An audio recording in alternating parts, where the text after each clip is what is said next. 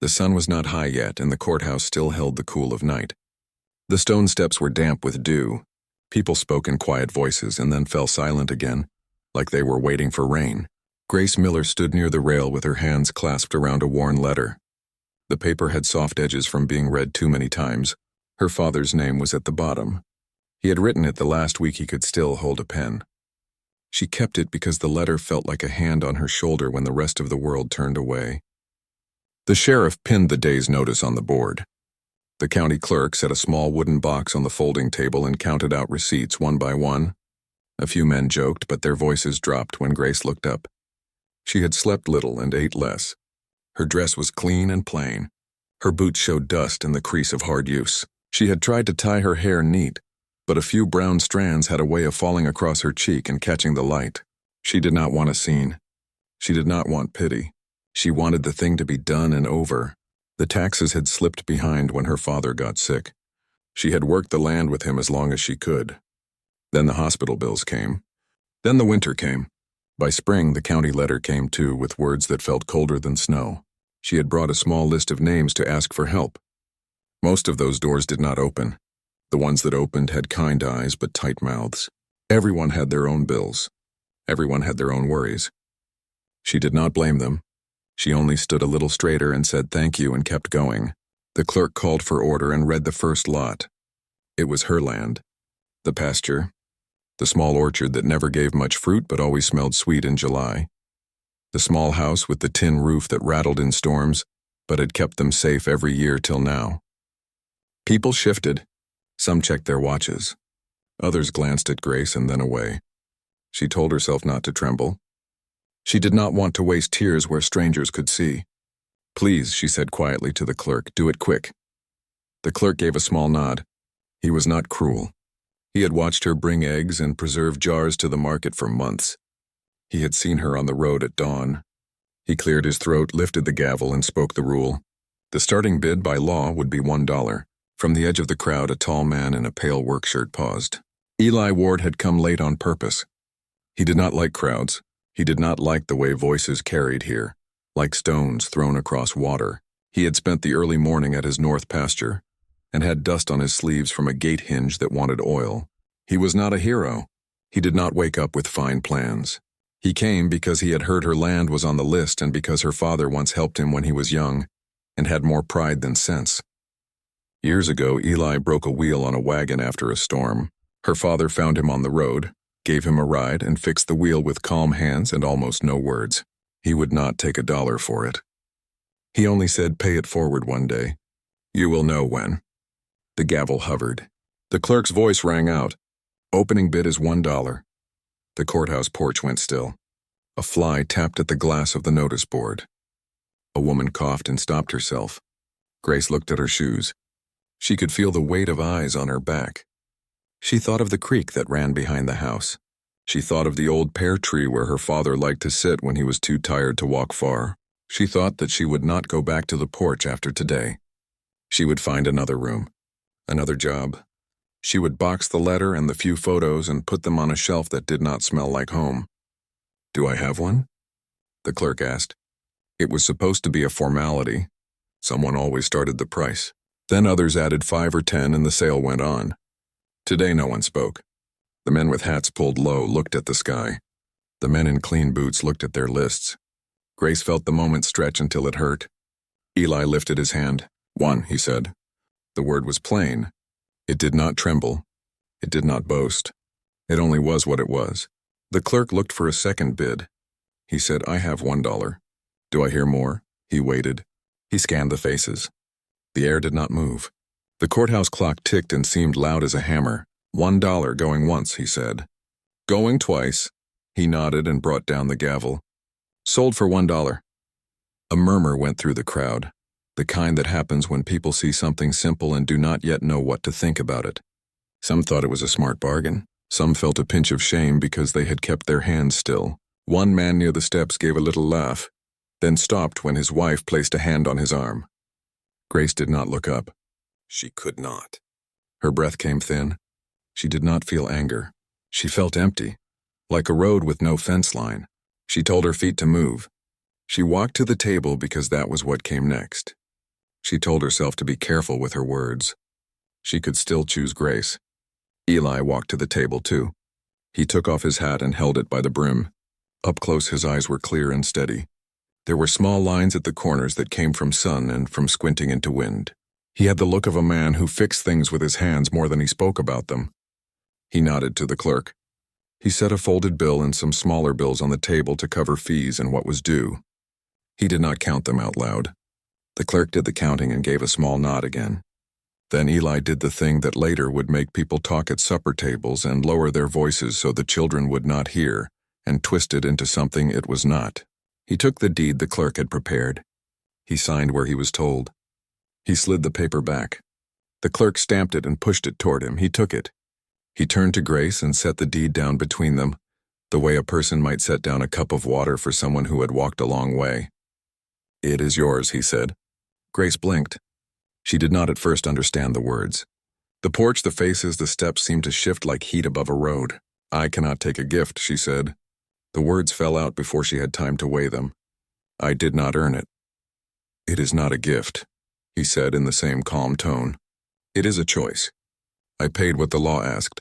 Now I choose to put it back where it should be." She shook her head. "Why would you do that?" "Your father helped me once," he said. "He would not take $1. He asked me to pay it forward. I owe him. He is not here. You are." A small wind came up the steps and lifted the corner of the notice. A few people turned away to give them a private moment. Others watched with open faces. The clerk studied the table like it was made of gold. Grace looked down at the deed. The black ink on white paper felt unreal. She touched the edge with one finger and pulled her hand back. She thought of the orchard and the pear tree and the creek. She thought of trying to keep the place going with only her arms and her will. She knew the hours. She knew the cost. She knew how many nights she would lie awake listening to the weather and counting what was left of the jars in the pantry. "I will not take charity," she said again, softer. "It is not charity if we both work," Eli said. "I have a thought. One season. We write it down clean. We keep a ledger. We split the profit fair. At the end, the land is yours, free and clear. No strings, no talk. Only the work we did." She stared at him. The offer was like a door opening she did not know was there. She wanted to trust it. She was also tired. And proud. Pride kept her upright when... The evening air was soft and smelled like cut grass. Grace stood by the fence line with the deed in her pocket and a pen in her hand. Eli brought a small notebook and 2 copies of a simple agreement. He read each line out loud so there would be no doubt later. 1 season of shared work. Clear dates. A list of tasks. A 50-50 split of profit after cost.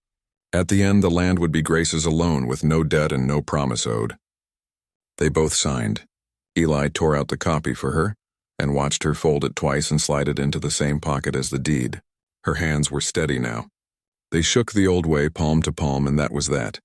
At first light, she came with a coil of twine, gloves, and a notebook tucked under her arm. Eli had set a list for the day on a clean piece of cardboard, the way he always did. Pasture check. Water lines. Salt block. Repair the hinge on the south gate. Move the herd slow to fresh grass. He pointed, she listened, and they started. Grace had done parts of this work before with her father, but never all of it, and never with the weight of the whole place on her shoulders. She wrote down small things, Eli said. How to read grass with your eyes and your boots. How to test a water line with 2 fingers and a careful ear. How to move cattle without raising your voice. How to notice calm and reward it with stillness. She made a few mistakes in the first week. She set a latch backward and the gate drifted open in the night wind. In the morning, 2 calves stood in the wrong lane, blinking like they had found a new country. Eli did not scold. He led them back with a soft cluck under his breath and showed her how to set the latch flat, so the line of pull was straight. She wrote that down too. Flat latch, straight line, no surprises. She wrote down other things that were not only ranch rules. Rest when you are done, not when you are tired. Eat in the shade when you can. Drink water even when you think you do not need it. Watch the sky at noon. It will tell you about the evening.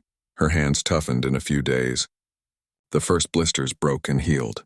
She found a rhythm with the animals that surprised her and made her smile when no one was looking. When a calf balked, she stepped sideways instead of forward and waited. When a heifer flared her nostrils, Grace lowered her shoulders and softened her gaze. She learned that quiet work often went faster than loud work. She learned that lists on cardboard felt better at sundown when half were crossed off in pencil smudges and dust. The town watched and said little at first. A few neighbors pulled over by the fence line and bought eggs from the crate in the back of Grace's wagon. She started a Saturday stand with eggs, 2 kinds of bread, and jam that tasted of the small orchard behind her house. She set out a tin for exact change and a small sign that said, "Pay fair, take fair." Children liked the jam jars with cloth tops. The tin filled slow and honest. On the 3rd Saturday, a woman from the school asked if Grace would sell small boxes for a bake day. Grace said yes and stayed up late to bake more, the kitchen warm and sweet with cinnamon and hope. There was talk too, the kind that flows through a town and looks for a place to settle. A man at the feed store made a low remark about $1 land and smiled like he had told a joke. Grace heard it when she reached for twine. She stood straight and said with plain words that the deed had her name on it and the ledger had 2 names and that she was proud of both. The man cleared his throat and looked down. The clerk behind the counter met her eyes and gave the small nod of a person who sees more than he says. Evenings were for mending and numbers. Eli taught her to read a ledger like a map. Each line had a story. Feed out, eggs in, repair costs, market days. He showed her how to see the way a dollar came and went, how to mark the day it would be needed again, and how to leave a little on the page for the surprise that always came. Grace was quick with patterns. She drew a little box next to each week. If they finished the week with their plan intact, she colored the box with a pencil shade like the sky before dawn. She liked the row of squares filling in. It felt like watching a field grow right there on paper. A windstorm came one night and pushed hard from the west. The tin roof on the old chicken shed rattled like a loose song. At dawn, they walked out together. A section of fence had leaned, and a corner post was tired of standing alone. No one was hurt. No animal was lost. It was only a day of work added to a day already full. Eli held the post while Grace packed the earth with the digger end and her boot heel. She leaned her weight into each press and felt the ground answer back. When the last staple went in, she rocked the wire with both hands and smiled at the low twang that meant made right. A week later, the first calf was born early, and Grace was there in the gray light to see it stand on shaky legs and find its place in the world. She had never watched a new life start like that without her father, and she felt both the sadness of his empty chair and the strength of what he had taught her. Eli stood a few steps back and let the moment be hers. When the calf found balance and the mother let out that soft sound only mothers make, Grace wiped her eyes with the back of her wrist and laughed in a way that shook loose a knot in her chest she had been carrying for months. The ledger moved in the right direction. The Saturday stand grew. The orchard gave more than expected, and she learned to make a simple tart with a thin crust that sold out by noon and made people bring friends the next week. A man from the diner asked if she would sell him 6 jars at a time. She kept a careful count and did not say yes until she knew the hens could keep up and the stove could bear the work. She made small improvements in the house, too. A fresh coat of paint on the porch railing, a repaired hinge on the pantry door, the little things that make a place feel loved. She and Eli talked in the easy way of people who share days. They spoke about weather, soil, and prices. They spoke about her father's old sayings and laughed at how often those sayings turned out to be right. Sometimes they did not speak at all and let the sound of wind and grass hold the time. When there was a choice to make, they looked at the ledger and then at the land and then at each other. When they disagreed, they said so plain, set 3 options on the table, picked one, and got back to work. They kept trust like a fence in good repair, checked often and mended quick. Once at the store, a woman asked Grace if this whole thing was a story she would tell forever. Grace said she did not know about stories. She only knew about showing up at dawn and leaving the place a little better each night. The woman nodded and bought 2 loaves of bread and left an extra $1 in the tin without making a show of it. Grace felt the town's eyes grow kinder over time, that quiet warmth that comes when people see steady work and decide to believe in it.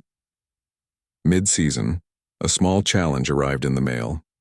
It was a letter from the county office about a boundary line that had not been measured in many years. A neighbor thought the line should move a few feet. It was not a fight. It was a question. Still, the words in the letter were heavy. Grace brought it to Eli at the fence line. They read it. They set it aside with a rock so the wind would not play with it. and they went to the place where the old fence met the creek. They found the stuck marker, half buried and set long ago. They measured with a tape and a step count and a memory of how things were. Then they went to the neighbor and spoke with soft voices and open hands. An hour later, the three of them stood at the spot together, and the neighbor shook his head and smiled and said the letter had made a mountain out of a molehill, and the marker would stand where it had stood. They all signed a simple note for the file. Grace felt a lift in her chest that had nothing to do with land and everything to do with the kind of life she wanted to live. The season turned toward harvest. The orchard's late fruit came in with a sweet smell that reached the road. Grace set a ladder and worked slow, placing each piece into a crate lined with an old towel so it would not bruise. Eli built a small, sturdy table for the stand from scrap boards and pride. On the last Saturday of the season, a small line formed at the stand before she opened.